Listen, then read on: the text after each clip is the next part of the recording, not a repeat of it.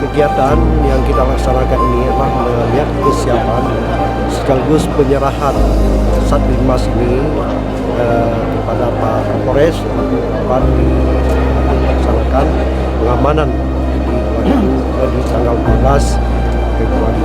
Alhamdulillah kegiatan dengan 1.800 sekian tadi Satlimas yang tersebar di 9 kecamatan, 90 kampung, serta di 618 TPS ini kita sudah lengkap semua Satlimasnya.